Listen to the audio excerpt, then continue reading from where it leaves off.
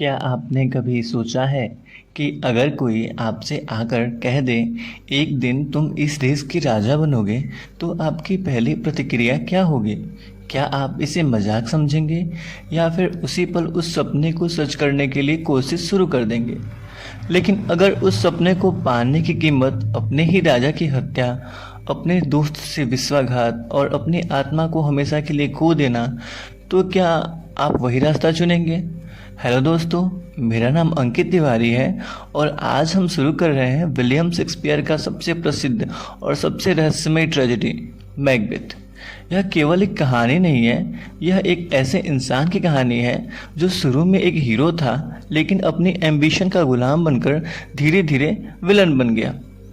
Shakespeare इस नाटक के माध्यम से हमें बताते हैं जब इंसान अपनी इच्छाओं पर नियंत्रण खो देता है तब उसका सबसे बड़ा दुश्मन कोई और नहीं बल्कि वह स्वयं बन जाता है।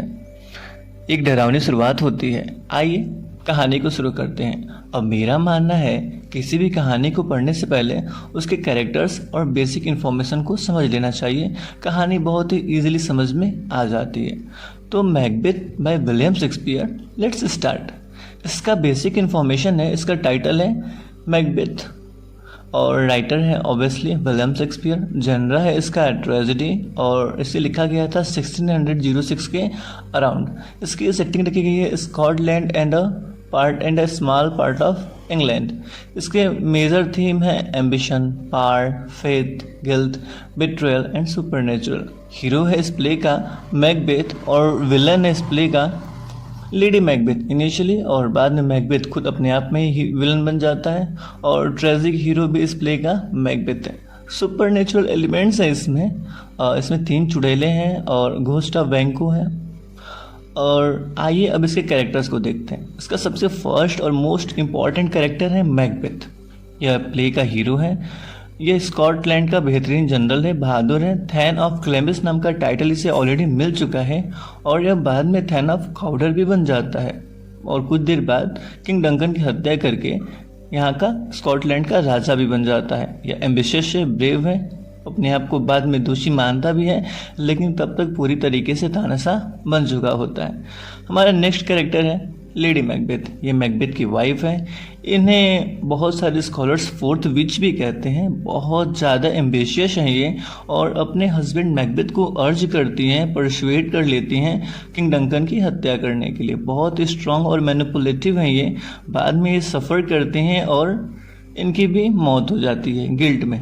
नेक्स्ट है किंग डंकन। ये किंग ऑफ स्कॉटलैंड है, बहुत अच्छे राजा हैं, काइंड है, जनरस हैं और मैकबेथ पर पूरी तरीके से विश्वास करते हैं, बट बाद में इन्हें मैकबेथ के द्वारा ही मार दिया जाता है। नेक्स्ट हमारा कैरेक्टर है बैंको। मैकबेथ का बहुत अच्छा दोस्त है, ईमानदार है, लॉयल है। विचेज इसके बारे में भी प्रेडिक्ट करती हैं कि इसकी आने वाली जो भी पीढ़ियाँ होंगी ना वो राजाओं की पूरी 7 पीढ़ी बिताएंगे और इसको मार दिया जाता है मैकबेथ के द्वारा और इसका भूत इस प्ले में अपीयर होता है। नेक्स्ट हमारा कैरेक्टर है मैकडफ। मैकडफ भी एक नोबल मैन है और थैन ऑफ 5 है और लॉयल है स्कॉटलैंड के लिए। अपोज करता है मैकबेथ को। ये इसकी पूरी परिवार को मैकबेथ मरवा देता है लेकिन ये बाद में मैकबेथ को मार देता है। नेक्स्ट कैरेक्टर है मैल्कॉम। यह बड़ा बेटा है किंग डंकन का और उनका उत्तराधिकारी भी है। यह जब इसके पिता की मृत्यु हो जाती है, हत्या हो जाती है, तो ये इंग्लैंड भाग जाता है और वापस आता है आर्मी के साथ और बाद में पूरे स्कॉटलैंड का राजा बन जाता है। नेक्स्ट कैरेक्टर है डोनाल्ड बैन। यंग सन है किंग डंकन का। यह आयरलैंड भाग जाता है और फिर उसकी पूरे प्ले में कोई खबर नहीं मिलती है। नेक्स्ट है 3 विचेस। इन्हें वियर्ड सिस्टर्स भी कहा गया है। यह सुपर नेचुरल कैरेक्टर है इस प्ले के और मैकबेथ के फ्यूचर को प्रिडिक्ट कर देती हैं और इन्फ्लुएंस करती हैं मैकबेथ को बुरा करने के लिए। रिप्रेजेंट करती हैं इविल, टेम्पटेशन और फेट। नेक्स्ट है फ्लेंस। ये सन है बैंको का। जब मैकबेथ मरवा देता है बैंको को तो ये सन उसके साथ रहता है फ्लेंस, बट बचकर भाग जाता है। ठीक है। और नेक्स्ट है रोज। ये एक स्कॉटिश नोवेल है और बहुत इंपॉर्टेंट न्यूज़ लेकर आता है प्ले में और ये भी लॉयल है स्कॉटलैंड के लिए। नेक्स्ट है लियोनॉक्स। ये भी एक स्कॉटिश नोवेल मैन है। यह धीरे धीरे रियलाइज करता है कि मैकबेथ एक तानाशाह है। नेक्स्ट है lady Macduff. Wife of lady Macduff, wife है ये मैकडफ की और इनोसेंट और केयरिंग है, बट इनको मार दिया जाता है मैकबेथ और मैकबेथ की भेजी द्वारा मर्सिनरी के द्वारा। ठीक है, तो आइए कहानी को बहुत ही अच्छे तरीके से शुरू करते हैं। Let's start. एक डरावनी शुरुआत। कल्पना कीजिए, रात का समय है, आसमान में काले बादल छाए हुए हैं, तेज बिजली चमक रही है, गरज इतनी भयानक है कि धरती कांप उठे। चारों ओर धुंध फैली हुई है और इसी धुंध के बीच धीरे धीरे 3 रहस्यमयी आकृतियां दिखाई देती हैं। ये कोई साधारण महिलाएं नहीं, ये थी 3 विचेस। उनके चेहरे डरावने थे, आवाज़ रहस्यमयी थी और ऐसा लग रहा था जैसे उन्हें भविष्य दिखाई दे रहा हो। वे आपस में ऐसी बातें कहती हैं जो पूरे नाटक का आधार बन जाते हैं। Fair is foul and foul is fair. इसका अर्थ है जो अच्छा दिखाई देता है वह वास्तव में बुरा हो सकता है, और जो बुरा दिखाई देता है उसके पीछे भी कोई गहरा रहस्य छिपा हो सकता है। इसमें एक फिगर ऑफ स्पीच है जिसे खाइज़मस कहते हैं। यही मैकबेथ का सबसे बड़ा संदेश है। इस कहानी में सच्चाई हमेशा दिखाई नहीं देती। जो दोस्त लगता है वह दुश्मन बन सकता है, और जो सम्मानित इंसान है वही सबसे बड़ा अपराधी बन सकता है। फिर तीनों विचेस एक दूसरे से कहती हैं, जब यह युद्ध समाप्त हो जाएगा तब हम मैकबेथ से मिलेंगे। लेकिन मैकबेथ है कौन और क्यों पूरा भविष्य उसकी तरफ बढ़ रहा है? स्कॉटलैंड में युद्ध चल रहा है। कहानी युद्ध क्षेत्र में पहुंचती है। उस समय स्कॉटलैंड के राजा थे किंग डंकन। राज्य पर विद्रोहियों और विदेशी सेना ने हमला कर दिया था। युद्ध कई दिनों से चल रहा था। राजा अपने महल में बेचैनी से खबर का इंतजार कर रहे थे। तभी एक घायल सैनिक खून से लथपथ दरबार में पहुंचता है। उसके शरीर पर गहरे घाव हैं, लेकिन उसकी आंखों में एक अलग ही चमक है। राजा तुरंत पूछते हैं, बताओ युद्ध का क्या हुआ? घायल सैनिक गहरी सांस लेते हुए कहता है, महाराज, अगर आज स्कॉटलैंड बचा है तो केवल एक व्यक्ति की वजह से। वह नाम लेता है मैकबेथ। वह बताता है वह एक असाधारण योद्धा है। जब पूरी सेना पीछे हट रही थी तब मैकबेथ अकेला दुश्मनों के बीच घुस गया। उसकी तलवार इतनी तेज चल रही थी कि दुश्मनों को संभलने का मौका ही नहीं मिला। शेक्सपियर मैकबेथ का वर्णन करते हुए बताते हैं कि वह केवल बहादुर ही नहीं बल्कि युद्ध भूमि का सबसे महान योद्धा था। उसकी वीरता देखकर राजा डंकन गर्व से भर उठते हैं। उन्हें लगता है ऐसे सैनिक के रहते स्कॉटलैंड कभी हार नहीं सकता। लेकिन उसी समय एक और खबर आती है जो कहानी को पूरी तरीके से बदल कर रख देती है। राजा डंकन को जब ये सैनिक बता रहा था कि मैकबेथ ने ऐसा किया और राजा गर्व से भर रहे थे, तभी उनका गर्व ज़्यादा दिन तक टिक नहीं पाया। कुछ ही दिनों बाद जिस व्यक्ति पर उन्हें सबसे ज़्यादा गर्व है वही उनका शत्रु बन जाएगा। खैर, युद्ध समाप्त हो चुका है। राजा डंकन के सामने एक और खबर लाई जाती है कि दरबार के एक अधिकारी ने झुककर कहा, महाराज, थैन ऑफ काउडर ने आपके साथ विश्वासघात किया है, अपने दुश्मनों का साथ दिया है। राजा कुछ क्षण के लिए बिल्कुल शांत हो गए। उन्हें विश्वास ही नहीं हुआ। जिस व्यक्ति पर उन्होंने इतना भरोसा किया उसी ने उसकी पीठ में चूरा घोंपा। अच्छा, ये थैन ऑफ काउडर कोई और व्यक्ति है। ठीक है। कुछ ही देर बाद राजा ने कठोर स्वर में आदेश दिया, उस गद्दार को मृत्यु दंड दे दिया जाए। फिर उन्होंने कहा उसकी उपाधि अब किसी और को दी जाएगी। बिना एक पल सोचे उन्होंने घोषणा की, आज से मैकबेथ ही थैन ऑफ काउडर होगा। राजा को यह नहीं पता था उनका यह निर्णय अनजाने में मैकबेथ के मन में सत्ता की पहली सीढ़ी बना देगा। दूसरी ओर मैकबेथ और उसका डियर फ्रेंड बैंको युद्ध से वापस आ रहे होते हैं अपने घोड़ों से महल की तरफ। दोनों युद्ध की बातें करते हैं। बैंको मुस्कुरा कर कहता है, आज का दिन इतिहास में लिखा जाएगा। मैकबेथ भी काफ़ी संतुष्ट था। उसे सम्मान मिला था, यश मिला था, लेकिन उसके मन में राजा बनने जैसा कोई विचार तो था ही नहीं। तभी अचानक वेदर में चेंजेस होने लगे। आसमान फिर से डार्क हो गया, तेज हवाएं चलने लगी, घोड़े बेचैन हो गए और सामने धुंध के बीच 3 परिचित आकृतियां दिखाई दी। 3 परिचित आकृतियां जिन्हें हम जानते हैं एज अ रीडर। वही 3 विचेस, वही 3 चुड़ैलें। तीनों चुड़ैलें बिना मुस्कुराए मैकबेथ के सामने खड़ी हो जाती हैं।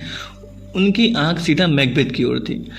पहली विच ऊंची आवाज में कहती है, all hail Macbeth thane of Glamis, मतलब मैकबेथ की जय हो, थैन ऑफ ग्लैमिस। मैकबेथ हैरान नहीं होता क्योंकि वो पहले से ही थैन ऑफ ग्लैमिस था।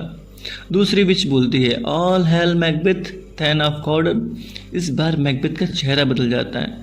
वह सोचने लगता है यह कैसे संभव है, थैन ऑफ कॉर्डर तो कोई और है। लेकिन तीसरी विच कहती है, वह सुनकर जैसे मानो समय ही रुक जाता है, all hail Macbeth that shall be the king here after. अर्थात हे मैकबेथ, एक दिन तुम स्कॉटलैंड के राजा बनोगे। कुछ पल के लिए मैकबेथ कुछ बोल ही नहीं पाता। उसके मन में जैसे हजार विचार एक साथ दौड़ने लगते हैं। क्या यह हो सकता है? क्या मेरा भाग्य मुझे राजा बनाने वाला है? यही क्षण है पहली बार एम्बिशन ने मैकबेथ के हृदय में जन्म लिया। बैंकों के लिए भी भविष्यवाणी। खैर, अब विचेस बैंकों की ओर मुड़ती हैं। मतलब बैंकों कहता है अगर तुम भविष्यवाणी कर सकती हो तो मेरे बारे में भी तो कुछ बताओ ना।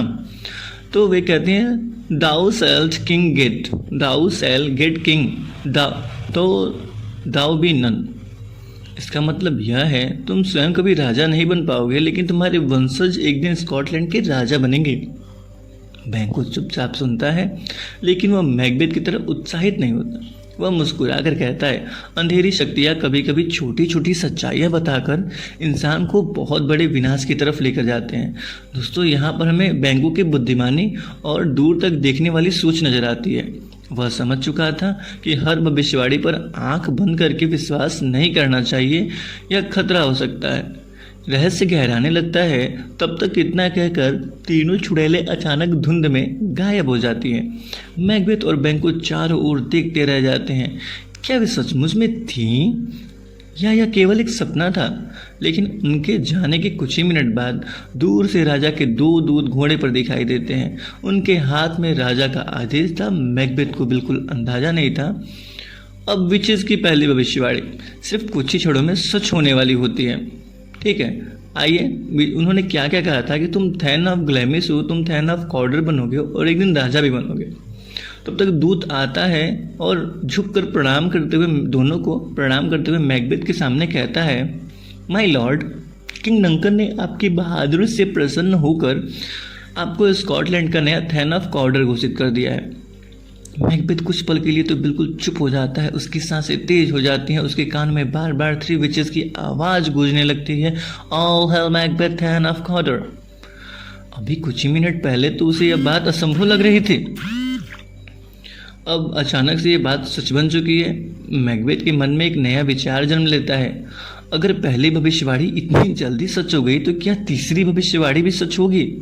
यही क्षण था जब उसके मन में पहली बार सिंहासन की इच्छा जागी। लेकिन बैंकों का नजरिया बिल्कुल अलग था। वह मैकबेथ से कहता है, सावधान रहो मित्र, कभी कभी अंधेरी शक्तियाँ हमें छोटी छोटी सच्चाइयाँ दिखाकर बड़े विनाश की तरफ ढकेल देती हैं। यानी अगर कोई भविष्यवाणी सच हो भी जाए तो इसका मतलब बिल्कुल नहीं है कि उसका अंत अच्छा होगा। बैंकों के शब्द बहुत गहरे थे, लेकिन मैकबेथ अब उन्हें सुन ही नहीं रहा था। उसके मन में तो केवल एक ही तस्वीर थी, क्राउन ऑफ किंग। मैकबेथ का पहला आंतरिक संघर्ष यहीं से शुरू होता है। वह अकेले में सोचने लगता है, अगर भाग्य चाहता है कि मैं राजा बनूं तो शायद बिना कुछ किए भी राजा बन जाऊंगा। वह कहता है, if chance will have me king, why chance में क्राउन मी। अगर भाग्य ने मुझे राजा बनाना लिखा है तो शायद भाग्य ही मुझे राजा बना देगा। मुझे कुछ करने की जरूरत ही नहीं पड़ेगी। यहाँ शेक्सपियर हमें बताते हैं कि मैकबेथ अभी पूरी तरीके से बुरा इंसान नहीं बना था। उसके अंदर अभी भी सच्चाई और अच्छाई का संघर्ष, सच्चाई और बुराई का संघर्ष चल रहा था। एक आवाज कह रही थी, सब्र करो। दूसरी आवाज कह रही थी, मौका मत जाने दो मैकबेथ। उधर महल में राजा डंकन मैकबेथ की वीरता से इतनी ज़्यादा प्रसन्न हो गए थे, उन्होंने पूरे दरबार के सामने घोषणा की, आज से मेरा बड़ा पुत्र। अच्छा, उन्होंने कहा ना, मतलब जब सारे लोग वापस आ गए, मैकबेथ आ गया, बैंको आ गया, सारे लोग आ गए, तो इतना ज़्यादा खुश हो गए ना किंग कि उन्होंने सामने ही घोषणा कर दी कि मेरा सबसे बड़ा पुत्र मैल्कम स्कॉटलैंड का अगला उत्तराधिकारी होगा, यानी एयर होगा। दरबार तालियों से गूंज उठा, लेकिन मैकबेथ के चेहरे की मुस्कान गायब हो चुकी थी। अब उसे समझ आ गया कि अगर मैल्कम उत्तराधिकारी बन गया तो उसके राजा बनने के तो सारे रास्ते खत्म हो जाएंगे ना। उसके मन में पहली बार एक खतरनाक विचार आता है, अगर मैल्कम को रास्ते से हटा दूं तो अब क्या होता है ना, मैकबेथ अपनी मन की बात किसी से नहीं कहता, लेकिन शेक्सपियर उसके विचार हमारे सामने रख देते हैं। वो कहता है, stars hide your fires, let not light see my black and deep desire. हे सितारों, अपनी रोशनी छिपा लो ताकि मेरे मन की अंधेरी इच्छाएं कोई देख ना सके। और यही क्षण था जब मैकबेथ के भीतर का वीर योद्धा धीरे धीरे सत्ता का भूखा बनने वाला इंसान हो गया था। उसने अभी तक कोई अपराध नहीं किया था, लेकिन अपराध हमेशा विचारों से ही जन्म लेता है। महल लौटते समय इनवर्नस में, हाँ, मैकबेथ का जो महल है उसे इनवर्नस कहते हैं, उसका नाम है, और वो एक हिल पर बनाया गया है जिसे डंसिनन हिल कहते हैं, ठीक है। और डंसिनन हिल के सामने बिरनम के वुड्स है, यानी जंगल है। ये 3 डिटेल आप याद रखोगे। महल लौटते समय मैकबेथ एक पत्र लिखता है। वह उस पत्र में 3 विचेस की पूरी भविष्यवाणी और थैन ऑफ कॉर्डर बनने की खबर अपनी पत्नी लेडी मैकबेथ को बताता है। उसे नहीं पता था यह एक पत्र सिर्फ समाचार नहीं बल्कि आने वाले ब्लडशीट रक्तपात का निमंत्रण है, क्योंकि लेडी मैकबेथ तो मैकबेथ से भी ज़्यादा महत्वाकांक्षी थी और वहीं उसके जीवन की दिशा हमेशा के लिए बदलने वाली थी, ठीक है। क्योंकि इसने अपनी पत्नी को क्या कर दिया था, एक पत्र लिख दिया था। दोस्तों, बहुत सारे स्कॉलर लेडी मैकबेथ को ही फोर्स विच कहते हैं। उन्होंने अपनी पत्नी को पत्र तो लिखा, लेकिन उन्हें पता नहीं था कि यह एक बहुत बड़ी गलती थी।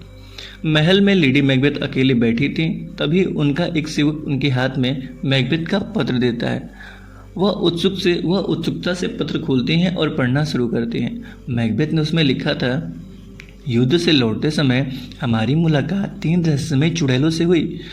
उन्होंने कहा कि मैं थैन ऑफ कॉर्डर बनूंगा और एक दिन स्कॉटलैंड का राजा भी। आश्चर्य की बात तो यह है उनकी पहली भविष्यवाणी भी सच हो चुकी है। पत्र पढ़ते पढ़ते लेडी मैकबेथ की आंखों में एक अलग ही चमक आ जाती है। वह धीरे से मुस्कुराती हैं। उनके मन में केवल एक ही विचार है, अगर भाग्य ने हमें राजा और रानी बनने का अवसर दिया है तो यह अवसर किसी भी कीमत पर हाथ से नहीं जाने देना चाहिए। अगले ही पल लेडी मैकबेथ गंभीर हो जाती हैं। वह अपने पति को अच्छे तरीके से जानती हैं। वह खुद कहती हैं, ये do I fear Dai nature, it is full of milk of human kindness. अर्थात मुझे डर है कि मैकबेथ स्वभाव का बहुत दयालु है, उसके अंदर बहुत ज़्यादा इंसानियत है। वह आगे सोचती हैं, मैकबेथ राजा तो बनना चाहता है, लेकिन हत्या जैसा अपराध करने की हिम्मत शायद उसमें बिल्कुल नहीं। यही बात लेडी मैकबेथ को बेचैन कर रही थी। उसे लगता है अगर मैकबेथ ने सही समय पर कठोर निर्णय नहीं लिया तो सिंहासन हमेशा के लिए हाथ से निकल जाएगा। अब शेक्सपियर हमें लेडी मैकबेथ का सबसे डार्क साइड दिखाते हैं। वह अकेले खड़ी होकर कहती है, अंधेरी शक्तियों को पुकारती है और कहती है, come you spirit and sex me here and fill me top full of direst cruelty. इसका मतलब ये है, हे बुरी आत्माओं, हे अंधेरी शक्तियों, मुझे इतना ज़्यादा कठोर बना दो कि मेरे अंदर की दया, करुणा और ममता का नामो निशान भी न रहे। मुझे क्रूरता से भर दो। यह शेक्सपियर की सबसे प्रसिद्ध लाइन्स में से एक है। यह दिखाती है कि लेडी मैकबेथ अब केवल रानी बनना चाहती हैं। उनके लिए सही और गलत दोनों का कोई महत्व नहीं रह गया था। तभी एक सेवक दौड़ते हुए आता है। वह कहता है, महारानी, किंग डंकन आज रात हमारे महल में ही ठहरने वाले हैं। यानी जो किंग डंकन है ना, वो खुश होकर आज मैकबेथ के साथ ही रहेंगे। लेडी मैकबेथ के चेहरे पे तो मुस्कान आ जाती है, क्योंकि उसे समझ आ गया है भाग्य ने अवसर खुद हमारे दरवाजे पर भेज दिया है। कुछ ही देर बाद राजा डंकन महल में पहुंचते हैं। वह मैकबेथ और लेडी मैकबेथ का गर्मजोशी से स्वागत करते हैं। उन्हें ज़रा भी अंदाज़ा नहीं था कि जिन लोगों पर वह सबसे ज़्यादा भरोसा करते हैं वही लोग और उसी महल में उनकी आखिरी रात होने वाली है। शाम होते होते मैकबेथ भी महल पहुंच जाता है। लेडी मैकबेथ उससे अकेले में मिलती है। वह उत्साहित होकर पूछती हैं, क्या तुम्हें याद है विचेस ने क्या कहा था? मैकबेथ धीरे से जवाब देता है, हाँ, लेकिन जो होना होगा समय खुद करेगा। लेडी मैकबेथ तुरंत उसकी बात काट देती है। वह कहती है, समय कुछ नहीं करता, इतिहास वही लोग लिखते हैं जो अवसर आने पर निर्णय लेते हैं। फिर मैकबेथ की आंखों में देखते हुए कहती है, आज रात किंग डंकन यहीं सोएंगे। मैकबेथ उसकी तरफ देखता है और समझ जाता है उसकी पत्नी किस तरफ इशारा कर रही है। कमरे में कुछ पल के लिए सन्नाटा छा जाता है।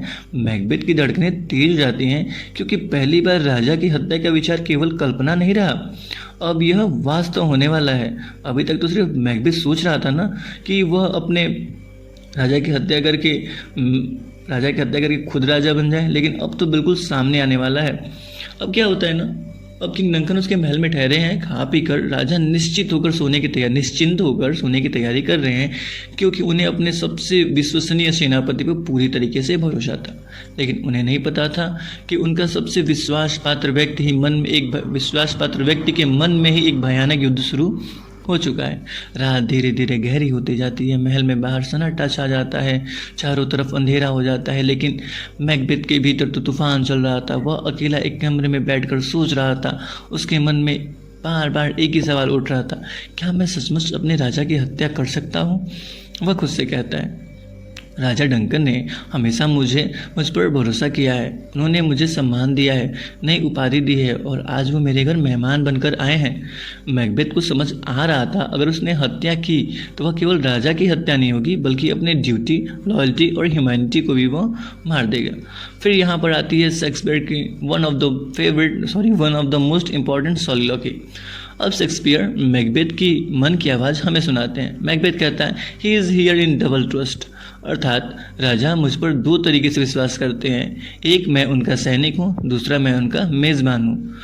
ऐसे में मेरी जिम्मेदारी उनकी रक्षा करना है, हत्या करना नहीं। अच्छा, एक बात सुन लीजिएगा कि जो मैकबेथ और डंकन है ना, मैकबेथ डंकन की मौसी का लड़का है, यानी रिलेटिव भी है। यही मैकबेथ की अच्छाई है, वह अभी भी पूरी तरीके से बुरा इंसान नहीं बना। उसके भीतर भी इंसानियत आखिरी बार उसको रोकने की कोशिश करती है। तभी लेडी मैकबेथ कमरे में आती हैं। वो मैकबेथ के चेहरे को पढ़ लेती हैं। वो पूछती हैं, क्या हुआ, तुम इतने परेशान क्यों हो? मैकबेथ कहता है, मैं यह हत्या नहीं कर सकता, मैं राजा डंकन को नहीं मार सकता, वो इतने अच्छे इंसान हैं, मैं उनके साथ विश्वासघात नहीं करूँगा। इतना सुनते ही लेडी मैकबेथ का चेहरा गुस्से से भर जाता है। वह कहती हैं, तो क्या तुम्हारा सपना सिर्फ सपना ही रहेगा? फिर वह मैकबेथ के साहस पर सवाल उठाती हैं और कहती हैं, लेडी मैकबेथ कहती है, when you are durst to do it then you are a man. अगर तुम यह काम करने की हिम्मत रखते हो तभी तुम सच्चे और तुम एक पुरुष कहलाओगे। जब मैकबेथ को बार बार कायर कहकर उसकी भावनाओं पर चोट पहुंचाती हैं, वह एक और कठोर बात कहती हैं, अगर मैंने किसी काम की कसम खाई हो तो मैं अपने बच्चे तक को मार दूं, लेकिन अपना वादा नहीं तोड़ूं, बच्चे का गला घोट दूं मैं। हालांकि प्ले में कहीं नहीं बताया गया है कि इनका कोई बच्चा है, तो इनके कोई बच्चे नहीं है। यह सुनकर मैकबेथ सन्न हो जाता है। उसे एहसास होता है कि उसकी पत्नी सत्ता के लिए किसी हद तक जा सकती है। अब लेडी मैकबेथ शांत स्वर में पूरी योजना समझाती हैं। आज रात राजा के पहरेदारों को शराब पिला पिलाकर इतने नशे में कर देंगे कि वह गहरी नींद में सो जाएंगे। फिर तुम राजा डंकन के कमरे में जाना, उनकी हत्या कर देना और वहीं खंजर पहरेदारों के पास छोड़ देना। सुबह पूरी दुनिया यही मानेगी कि उन वॉचमैन्स ने, उन गार्ड्स ने ही उन्हें मारा है। मैकबेथ ध्यान से पूरी बात सुनता है। उससे योजना में कोई कमी दिखाई नहीं देती, लेकिन उसका दिल अभी भी कांप रहा है। कुछ ही छोड़ों बाद गहरा सन्नाटा छा जाता है। मैकबेथ धीरे धीरे सिर उठाता है और अपनी पत्नी की ओर देखता है। अब उसके चेहरे पर कम डर और कठोरता ज़्यादा दिखाई दे रही थी। वह गहरी सांस लेकर कहता है, I am settled and bend up each corporal agent to this terrible feat. मैंने निर्णय ले लिया है, अब मेरा पूरा शरीर और मन इस भयानक काम के लिए तैयार है। यही वह क्षण है जब एक महान योद्धा अपने जीवन की सबसे बड़ी गलती करने के लिए तैयार हो गया। उस रात मैकबेथ ने केवल एक हत्या का निर्णय नहीं लिया, उसने अपने ही विनाश पर पूरी तरीके से क्या कर लिया, हस्ताक्षर कर लिया। और क्या होता है ना, अब महल में सन्नाटा है, पहरेदार शराब के नशे में बेहोश पड़े हैं और मैकबेथ हाथ में खंजर लिए धीरे धीरे कमरे की तरफ बढ़ रहा है। लेकिन जैसे जैसे वह आगे बढ़ रहा है वैसे वैसे उसका डर भी बढ़ता जा रहा है। क्यों? सचमुच में सामने एक खंजर था। अब क्या होता है ना, मैकबेथ को सामने एक खंजर दिखाई देता है। हेलुसिनेशन कह सकते हो। महल के लंबे अंधेरे गलियारे, दीवारों पर टिमटिमाती मशाले, चारों तरफ ऐसी खामोशी की अपनी सांसों की आवाज़ साफ सुनाई दे। अचानक मैकबेथ रुक जाता है। उसकी नज़र सामने टिक जाती है। उसे मानो ऐसा लगता है जैसे हवा में चमचमाता हुआ एक खंजर लटका हुआ हो। उसकी नोक सीधे राजा डंकन के कमरे की तरफ इशारा कर रही हो। मैकबेथ कांपते हुए हाथ बढ़ाता है, लेकिन वह खंजर हाथ में नहीं ले पाता। वह खुद से कहता है, is this a dagger which I seen before me the handle towards my hand. क्या सचमुच मेरे सामने यह खंजर है या केवल मेरे डर और अपराधी मन की कल्पना? यह खंजर वास्तव में कोई खंजर नहीं था, यह मैकबेथ के अपराध बोध और डर का प्रतीक था। शेक्सपियर हमें बताते हैं, हर अपराध पहले मन में जन्म लेता है, फिर हाथों तक पहुंचता है। उसी समय दूर से एक छोटी सी घंटे की आवाज़ सुनाई देती है। यह कोई साधारण घंटी नहीं थी, यह संकेत था जो लेडी मैकबेथ ने दिया था। मतलब अब पहरेदार पूरी तरीके से बेहोश है। मैकबेथ गहरी सांस लेता है और धीरे धीरे राजा डंकन का दरवाज़ा खोलता है। कमरे में हल्की रोशनी थी। राजा गहरी नींद में सो रहे थे। उनके चेहरे पर शांति थी, क्योंकि उन्हें अपने सबसे प्रिय सेनापति पर पूरा भरोसा था। उन्हें बिल्कुल अंदाजा नहीं था कि अगले ही कुछ सेकंड में उनका सबसे विश्वास पात्र व्यक्ति उनकी हत्या करने वाला है। कुछ ही क्षणों में मैकबेथ कुछ ही क्षणों तक राजा को देखता है। उसके हाथ कांप रहे होते हैं, दिल जोर जोर से धड़क रहा था। उसके मन में आखिरी आवाज़ कह रही थी, अभी भी समय है, वापस लौट जाओ। लेकिन एम्बिशन अब इंसानियत से ज़्यादा ताकतवर हो चुके थे। मैकबेथ अपना खंजर उठाता है और किंग डंकन की हत्या कर देता है। शेक्सपियर इस सीन को ज़्यादा विस्तार से नहीं बताते, क्योंकि उनका ध्यान खून पर नहीं, हत्या के बाद इंसान के मन पर पड़ने वाले प्रभाव पर है। हत्या के बाद मैकबेथ कांपता हुआ कमरे में आता है। उसके हाथ खून से सने हैं, चेहरे पर साफ डर दिखाई दे रहा है। उसकी सांसें तेज हैं। वह लेडी मैकबेथ से धीरे से कहता है, सब खत्म हो गया। लेकिन उसी समय उसे ऐसा महसूस होता है जैसे किसी ने अंधेरे में फुसफुसा कर कहा हो, sleep no more Macbeth, does murder sleep. अब मैकबेथ कभी चैन से नहीं सो पाएगा। इसका अर्थ हुआ क्योंकि केवल उसने एक राजा की हत्या नहीं की, अपने शांति और नींद की भी हत्या कर दी है। यह वास्तविक आवाज़ नहीं थी, यह उसके अपराध बोध की आवाज़ थी। यहीं से मैकबेथ का मानसिक पतन शुरू हो जाता है। घबराहट में मैकबेथ हत्या वाले खंजर को अपने ही हाथ में वापस लेकर आ रहा होता है। लेडी मैकबेथ यह देखकर चौंक जाती है। वह गुस्से में कहती हैं, तुमने यह क्या किया? ये खंजर तो पहरेदारों के पास छोड़ने थे, ताकि सबको ये लगे कि हत्या उन्होंने की है। मैकबेथ कांपती आवाज़ में कहता है, मैं वापस उस कमरे में नहीं जा सकता। मैं राजा के चेहरे को दोबारा नहीं देख सकता। अब उसका डर पूरी तरीके से हावी हो चुका है। लेडी मैकबेथ बिना एक पल गंवाए मैकबेथ के हाथों से खंजर छीन लेती हैं। वह कहती हैं, डरपोक मत बनो। फिर वह खुद राजा के कमरे में जाती हैं, सो रहे पहरेदारों के हाथों पर राजा का खून लगा देती हैं और खंजर वहीं छोड़ देती हैं। अब देखने वाले को यही लगेगा कि हत्या उन्हीं पहरेदारों ने की है। वापस आकर वह मैकबेथ से कहती हैं, a little water clear us of this deed, अर्थात थोड़ा सा पानी हमारे इस अपराध के निशान को पूरी तरीके से मिटा देगा। लेकिन उन्हें पता नहीं था कि हाथों में लगा हुआ खून तो धुल सकता है, लेकिन जो खून आत्मा में लगा है ना, वो कैसे धुलेंगे। अब वे सारे सबूतों को मिटाते हैं ताकि दुनिया को लगे कि हत्या उन्हीं गार्ड्स ने की है। लेकिन अपराध चाहे कितना भी छिपा लिया जाए, सच दरवाज़ा जरूर खटखटाता है। रात बीत चुकी है। महल में इन्वर्नस में धीरे धीरे सुबह हो रही थी। तभी महल के मुख्य द्वार पर जोर जोर से दस्तक होने लगती है। ठक ठक ठक। यह आवाज़ सुनकर पूरा महल गूंज उठा। दरवाज़ा खोलने गया महल का पोर्टर यानी द्वारपाल। शेक्सपियर यहाँ थोड़ी देर के लिए कॉमिक रिलीफ लाते हैं ताकि भयावह दृश्य से दर्शकों को कुछ पल विराम मिल सके। लेकिन यह शांति ज़्यादा देर तक टिकने वाली नहीं थी। मैकडफ याद है ना आपको? उसका आगमन होता है मैकडफ और लियोनॉक्स। मैंने लियोनॉक्स को भी बता रखा है। मैकडफ राजा डंकन को जगाने आए थे क्योंकि राजा को सुबह निकलना था। मैकबेथ उनका स्वागत करता है। उसके चेहरे पर बनावटी शांति थी, लेकिन भीतर डर का तूफान चल रहा था। मैकडफ राजा के कमरे की ओर बढ़ता है। मैकबेथ की धड़कनें तेज हो जाती हैं। कुछ ही सेकंड बाद पूरे महल में एक भयानक चीख गूंज उठती है, मर्डर मर्डर। राजा की मृत्यु का खुलासा होता है। मैकडफ कांपती हुई आवाज़ में चिल्लाता है, राजा डंकन की हत्या हो गई। यह सुनते ही पूरा महल सदमे में डूब जाता है। कोई विश्वास नहीं कर पा रहा था कि स्कॉटलैंड का राजा अपने सबसे विश्वसनीय सेनापति के महल में ही मारा गया। लेडी मैकबेथ भी आश्चर्य का नाटक करती हैं। मैकबेथ भी ऐसे दिखाता है जैसे उसे कुछ पता नहीं, लेकिन उसके हाथ अब भी कांप रहे थे। सभी लोग राजा के कमरे में पहुंचते हैं। वहां दोनों पहरेदार शराब के नशे में बेहोश पड़े थे और उनके पास खून से सने खंजर थे। दृश्य देखकर ऐसा लग रहा था कि उन्होंने ही राजा की हत्या की हो। लेकिन पूछताछ शुरू होने से पहले ही मैकबेथ अपनी तलवार निकालकर दोनों पहरेदारों को वहीं मार देता है। सभी लोग हैरान रह जाते हैं। मैकडफ पूछता भी है, तुमने उन्हें क्यों मार दिया? उनसे पूछताछ तो होने दो। मैकबेथ तुरंत जवाब देता है, मैं राजा की लाश को देखकर खुद पर काबू नहीं रख पाया। लेकिन यह आधा सच था। असली वजह हम सबको मालूम है। अगर पहरेदार जाग जाते तो साफ साफ बता देते कि उन्होंने हत्या नहीं की है।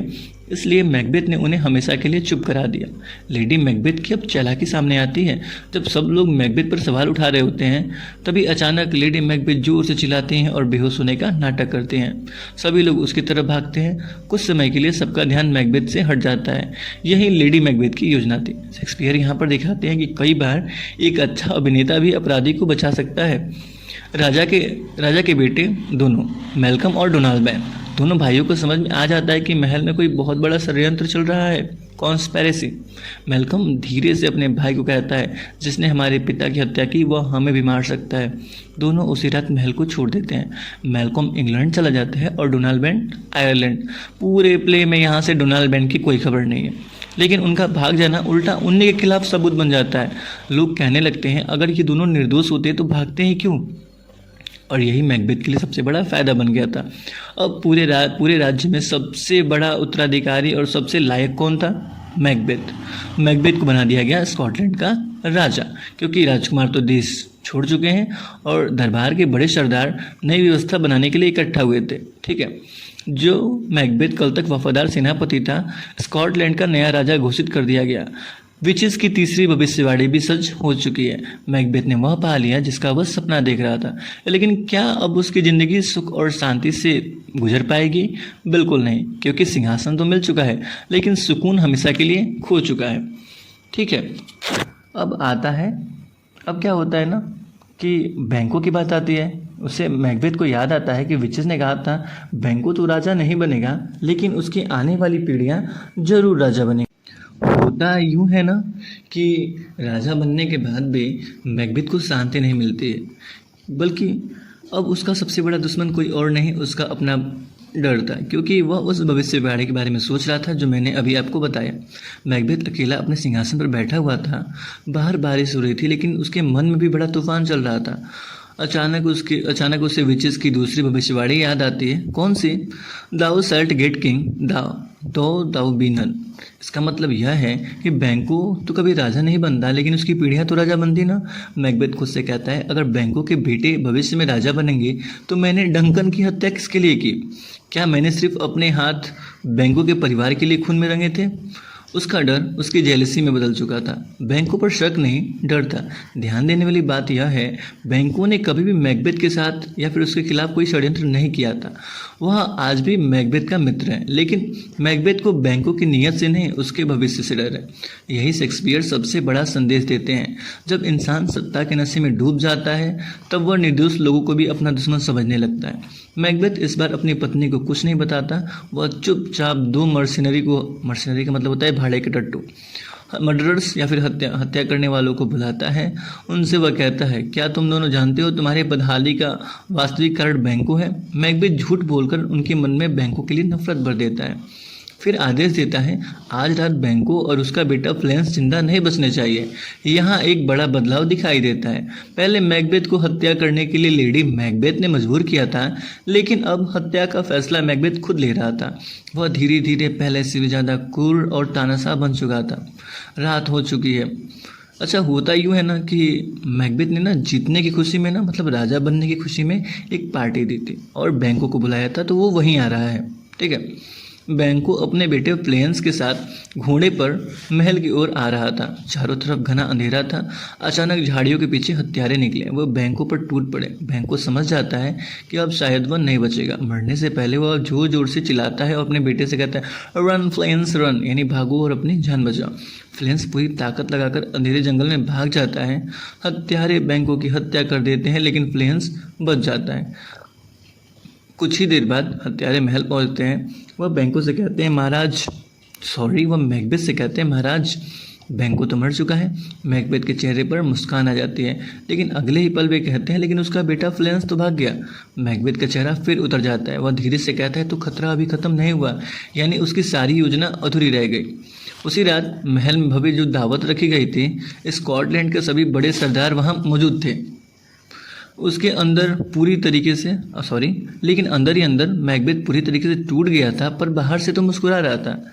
वह जैसे ही अपने सिंहासन की ओर बढ़ता है, अचानक उसके कदम रुक जाते हैं। उसकी कुर्सी पर बैंको बैठा था, लेकिन वह जीवित नहीं था। उसका चेहरा खून से सना हुआ था। आंखें मैकबेथ को घूर रहे थे और कपड़ों पर तलवार के घाव साफ दिखाई दे रहे थे। यह कौन था, भूत या अपराध बोध? मैकबेथ डर के मारे पीछे हट जाता है। वह अपनी कांपती हुई आवाज में चिल्ला देता है, "Thou canst not say I did it. Never shake thy glory locks at me." यानी मुझ पर आरोप मत लगाओ, अपने खून से सने बाल मेरी तरफ मत हिलाओ। पूरे दरबार में सन्नाटा छा जाता है। यह एक अजीब बात थी, बाकी किसी और को बैंको दिखाई नहीं दे रहा था। सरदार सोच रहे थे कि महाराज किसकी बात कर रहे हैं। असल में वह भूत बाहर नहीं, मैकबेथ के दिमाग में था। शेक्सपियर हमें बताते हैं दुनिया का सबसे डरावना भूत इंसान का अपना ज़मीर होता है। लेडी मैकबेथ तुरंत स्थिति को संभालने की कोशिश करती हैं। वह मेहमानों को कहती हैं, राजा को बचपन से कभी कभी ऐसे दौरे पड़ते हैं, कृपया ध्यान मत दीजिए। लेकिन मैकबेथ बार बार उसी खाली कुर्सी की तरफ इशारा कर रहा था। कुछ देर बाद बैंकों का भूत पूरी तरीके से गायब हो जाता है। दावत समाप्त हो जाती है, मेहमान चले जाते हैं। लेकिन अब स्कॉटलैंड के बड़े सरदार के मन में यह सवाल पैदा हो चुका था, क्या हमारे राजा के मन में कोई ऐसा अपराध छिपा है जो उन्हें चैन से बैठने भी नहीं देता है? ठीक है, फिर इसके बाद कहानी धीरे धीरे आगे बढ़ती है। बैंको की हत्या हो चुकी है और उसका बेटा फ्लेंस भाग चुका है और हमें अच्छे से पता है कि मैकबेथ ने भूत भी देखा है। अब वह नया राजा तो है, पर वह समझ चुका है कि दिन अब पहले जैसी चीज़ें नहीं रह गई हैं। उसका डर दिन प्रतिदिन बढ़ता रहता है। उसी डर में वह भागकर फिर उन 3 चुड़ैलों के पास जाता है। फिर से अंधेरे जंगल में आधी रात का समय था। तेज हवाएं चल रही थी, चारों ओर घना कोहरा फैला हुआ था। जंगल के बीचों बीच एक विशाल कढ़ाई में आग जल रही थी। तीनों विचेज उसके आसपास घूमकर अजीब अजीब चीजें डाल रहे थे और रहस्यमय मंत्र बोल रहे थे। Double double toil and trouble, fire burn and cauldron bubble. ये याद रखिएगा, ये फेमस मंत्र है और क्वेश्चंस पूछे जा सकते हैं टीजीटी पीजीटी में। मुसीबतें दोगुनी हो चुकी थी। आग मुसीबतें दोगुनी हो, कढ़ाई जलती रहे और यह कढ़ाई उबलती रहे। मतलब double double toil trouble, fire burn and cauldron bubble का मतलब यही होगा। यह दृश्य शेक्सपियर के पूरे नाटक का सबसे रहस्यमय दृश्य माना जाता है। उसी समय मैकबेथ वहां पहुंच जाता है। उसके चेहरे पर डर साफ दिखाई दे रहा था।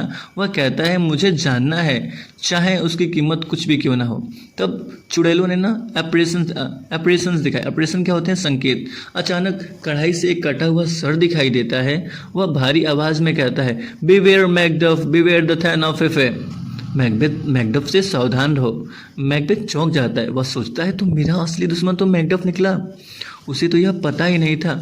वह डर के कारण अब एक और निर्दोष परिवार को बर्बाद कर देने वाला था। दूसरी ऑपरेशन होती है। वह कढ़ाई में एक खून से लथपथ बच्चा, ब्लडी चाइल्ड, प्रकट होता है। वह कहता है, none of women born shall harm Macbeth. यानी जिस व्यक्ति का जन्म किसी स्त्री से हुआ है वह मैकबेथ को नुकसान नहीं पहुंचा सकता। यह सुनते ही मैकबेथ के चेहरे पर आत्मविश्वास लौट आता है। वह जोर से हंसता है और सोचता है, दुनिया में हर इंसान किसी न किसी स्त्री से जन्म लेता है, मतलब मुझे अब कोई नहीं मार सकता। लेकिन मैकबेथ बड़ी गलती कर बैठता है। वह भविष्यवाणी के अर्थ निकाले बिना उस पर आंख बंद करके विश्वास कर लेता है। फिर तीसरा ऑपरेशन होता है। उसके सामने तीसरा दृश्य आता है और इस बार एक छोटा बच्चा जिसके हाथ में पेड़ की हरी टहनी थी, वह कहता है, Macbeth shall never vanquished be until great burning woods to high Dunsin in hell shall come against him। इसका मतलब है मैकबेथ तब तक नहीं हारेगा जब तक बिर्नम का पूरा जंगल चलकर डंसिनेन कासल तक नहीं आ जाता। यानी जंगल चलकर कैसल तक आए, महल तक आए। मैकबेथ जोर से हंस पड़ता है। वह कहता है, जंगल कभी चलते हैं क्या? तो इसका मतलब मैं कभी नहीं हारूंगा। लेकिन शेक्सपियर पहले ही बता चुके हैं कि जो दिखाई देता है हमेशा वह सच नहीं होता। यही मैकबेथ की सबसे बड़ी भूल थी। लेकिन अब वो पूछता है, बैंकों के वंशज। मैकबेथ अभी जाने ही वाला होता है कि विचेज उसे एक और दृश्य दिखाते हैं, क्योंकि वह जोर देता है। उसके सामने एक के बाद एक 8 राजा दिखाई देते हैं और सबसे पीछे खड़ा था बैंको और वह मुस्कुरा रहा था। सभी के सभी बैंको और उसके आने वाली पीढ़ियों की तरह दिख रहे थे। मैकबेथ समझ जाता है कि ये सभी बैंकों के वंशज है, यानी इतनी हत्याओं के बाद भी वह भविष्यवाणी बदल नहीं सकती। मैकबेथ गुस्से में भर उठता है। उसे लगता है भाग्य उसके साथ खेल खेल रहा है। क्रोध में लिया गया निर्णय। महल लौटते ही मैकबेथ को पता चलता है मैकडफ इंग्लैंड भाग चुका है। उसका गुस्सा 7वें आसमान पर पहुंच जाता है। वह चिल्लाकर आदेश देता है, अगर मैकडफ न मिले तो उसके पूरे परिवार को खत्म कर दो। सोचिए, मैकडफ ने कोई अपराध नहीं किया। उसकी पत्नी, उसके छोटे छोटे बच्चे जिनका कोई दोष नहीं, सत्ता में डूबा मैकबेथ अब उन निर्दोष लोगों का भी दुश्मन बन चुका था। यहीं से उसके पतन का बहुत बड़ा कारण बन जाता है।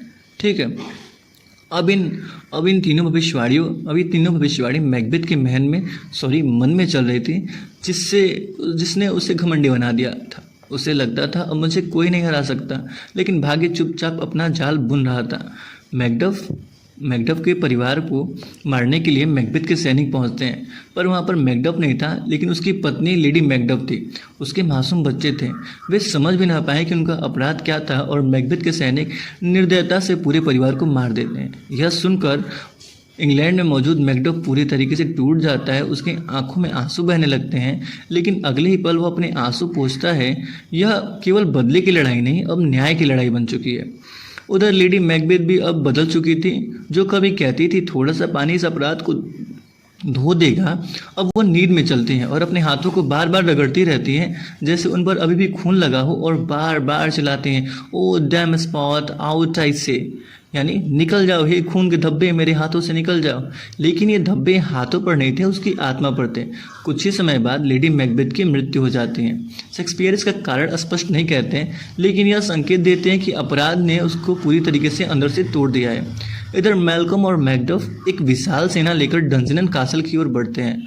मैल्कम एक अनोखी योजना बनाता है। वह हर सैनिक से कहता है, बिर्नम वुड के एक एक पेड़ की शाखा काट लो और उसे अपने सामने पकड़ लो। जब मैकबेथ के सैनिक दूर से देखेंगे तो उन्हें ऐसा लगेगा पूरा बिर्नम वुड ही चलकर आगे की तरफ जा रहा है। मैकडफ के चेहरे का तो रंग उड़ जाता है। उसे विचेस की भविष्यवाणियाँ याद आती हैं। उसे हर बात संभव लग रही थी और वह सच हो चुकी थी। अब युद्ध शुरू हो जाता है। मैकबेथ पूरी बहादुरी से लड़ता है और अब उसे विश्वास हो गया था कि none of women born shall harm Macbeth. वह तो यही सोचता है कि दुनिया का कोई इंसान मुझे मार ही नहीं सकता। तभी युद्ध होते होते आखिरी में उसके सामने आता है मैकडफ। दोनों के बीच भीषण युद्ध होता है। मैकबेथ आत्मविश्वास से मुस्कुराते हुए ताना मारते हुए कहता है, तुम भी मुझे नहीं मार सकते क्योंकि तुम्हारा भी जन्म एक स्त्री से हुआ है। तब मैकडफ एक शांत स्वर में कहता है, Macduff was from his mother's womb untimely ripped, यानी मेरा जन्म सामान्य तरीके से नहीं हुआ था, असामयिक रूप से मुझे मेरी माँ के गर्भ से ऑपरेशन यानी सिजारियन बर्थ करके निकाला गया था, नहीं पेट काट कर निकाला गया था। अब मैकबेथ को समझ आ गया था कि उसने भविष्यवाणी का अर्थ गलत समझा था। मैकबेथ जान चुका था कि अब उसकी अंत निश्चित है, लेकिन वह भागता नहीं, वह आखिरी सांस तक लड़ने का निर्णय लेता है। कुछ देर बाद मैकडफ मैकबेथ को युद्ध में पराजित कर देता है।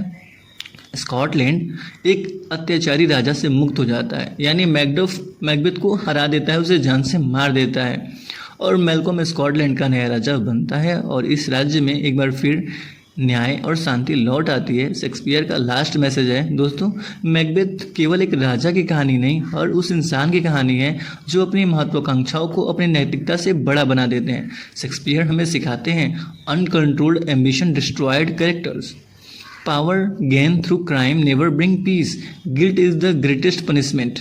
भाग्य रास्ता दिखा सकता है, लेकिन गलत निर्णय इंसान खुद लेता है। अंत में मैकबेथ अपनी पत्नी की मृत्यु के बाद जीवन के बारे में एक बहुत प्रसिद्ध पंक्ति कहता है जो बहुत फेमस है, life's but a walking shadow, a tale told by an idiot full of sound and furious signify nothing.